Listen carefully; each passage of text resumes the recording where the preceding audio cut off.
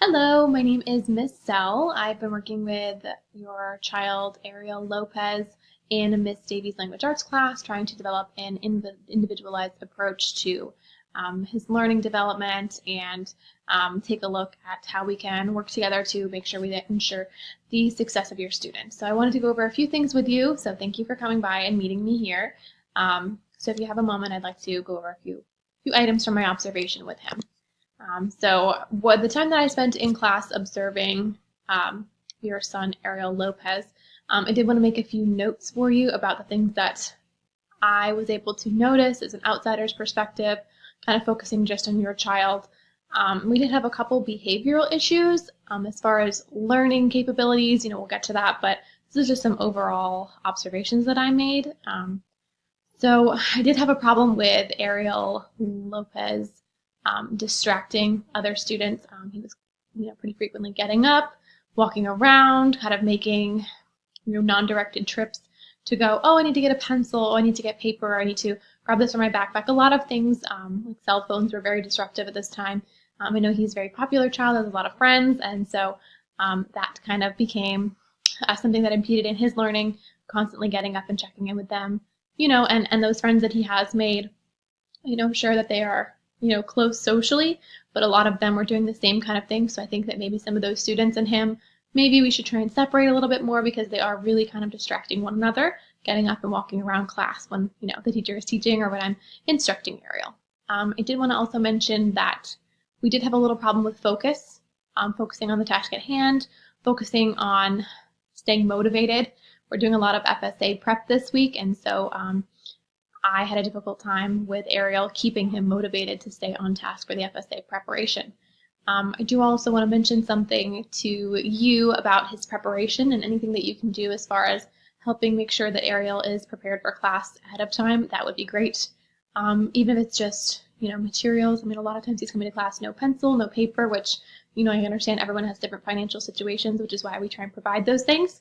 But I'm giving him a pencil day after day after day, and he's returning without one. So it's like, where is it going? Why do we never have those materials even after you or I have provided them, which I'm sure is the grievance that you can share here. So also like homework and classroom, materials as far as like notes he's taken in days prior, those just seem to go missing from his bag. So there's just a few notations that I made while working with Ariel. I do want to talk about a lot of his strengths because he does have several. He's a very smart kid, and I want to work on, kind of enhancing those areas where he is strong. He has a lot of really good comprehension skills as far as retaining information. That's kind of where we, kind of slide more towards the weaknesses, because sometimes we'll go over something, either myself or Miss Davy, and then he will come back to class and it's like the knowledge has just left, and we have to kind of spend a lot of time reviewing the same things over and over again, which is why I also had a difficult time trying to really get him to stay focused. Like, you know how important it is. It's 8th grade, the FSA, they're writing essays for the first time. So him being prepared is my number one priority. It's Miss Davies' number one priority. And I'm trying to emphasize to him that it should also be his. And that's where I'm losing him, is just that motivation, that importance. And also, I do want to mention a lot of those ideas that he has. He has this, this affinity to kind of fill in the structure of an essay, which is something that we've been working on. But a lot of the ideas that he has, he will speak them out to me, and then when we try and get them on paper, he just needs help improving prior knowledge, things that he should know from previous years as far as spelling and grammar and how to get those points across and how to communicate effectively on and off paper. So those are just a few things that we could work on. As far as what we're learning, I want to make it clear to you in the same way that I do all my students that this is a language arts class. And so right now we're focused on FSA prep. As an 8th grader, towards the end of the school year, we are looking to pass that standardized exam, and it does include an essay this year. And that writing is something that's going to be really important to his score. And so we're learning informative, persuasive, argumentative, a couple different styles of essay, because he may be assigned any one of those. We don't know. He won't know until the day of, so he needs to be equally prepared in every category. And then we've just been working on outlining the structure of those, starting with an introduction, having a really strong thesis. We've shown them how to start stems of theses and get that like organization going so that when they get there, they can start with an outline and just fill it in, and it's nice and easy and simple and clear, and they are not having to worry about that. So we get it drilled into their heads really, really well ahead of time. That way, when the panic comes and they're there taking the test and it's kind of, oh, I'm so nervous, it's like, no, I can rely on what I know to be very, very clear, which is going to be this format. And then filling it in, that's up to him, because it's going to depend on what the prompt is, the style of essay, and all of that's going to be different for every student and every test. So this we can start as like the baseline for him to be able to go ahead and exceed those expectations for the FSA and have those really high scores and be able to, go ahead and pass on and enjoy high school next year. So that's our goal. I do want to let you know I did complete a few assessments, mostly informal pre-assessments with Ariel Lopez.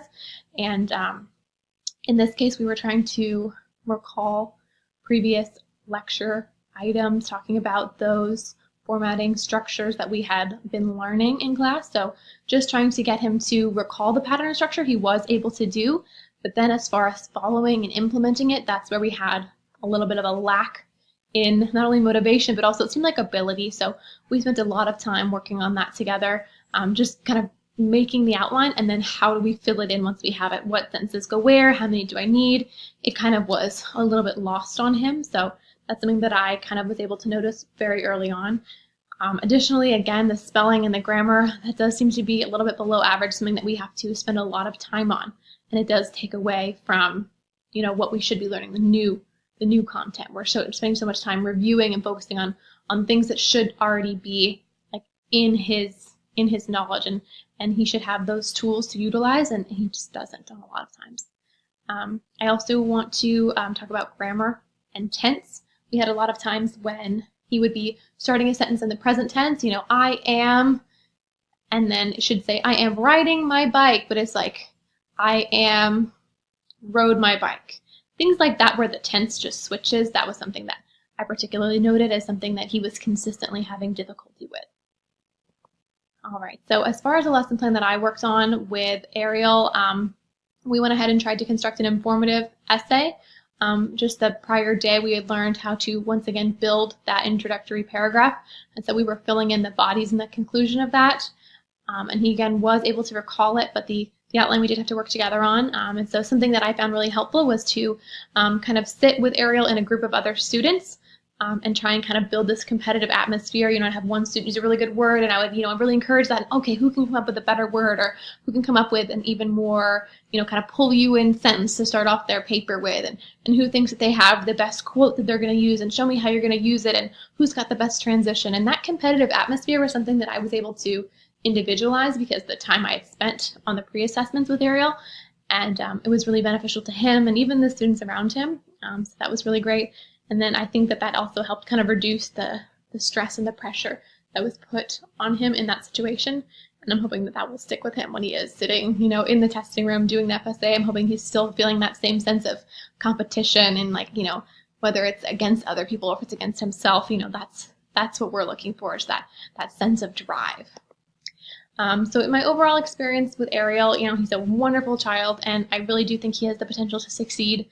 There's a few areas of improvement, but not to say at all that he's, below average in every category, or he was not exceeding my expectations, because he definitely is in some regards. The biggest thing is just the focus, getting him to sit and have the pencil and the paper and, walk in ready and excited to learn every day. That's been a struggle. And filling in those holes of prior knowledge as well. There's some things that there's just gaps, and I just, in a class of 30 students, there's not time to fill in everybody's, holes in their knowledge. And so it does take a lot away from class time and new concepts that we're trying to focus on. Also, if you have a chance, just remind him the importance of these tests we're taking. I know that writing essays isn't, maybe his favorite thing to do, but it really is going to be important in regards to passing, 8th grade. The FSA testing is very important. It is kind of a pass or fail thing where, those scores really do impact him in the future. And then that spelling and grammar, that will really just help him overall communicate better. But we're really excited to spend time with Ariel and continue and, engage him every day and find new ways to kind of implement this content into every day so that he can really get, the opportunity to shine, and I'm sure that you're looking forward to seeing that as well. So just continue to encourage him. I know that I will, because he's doing really, really well.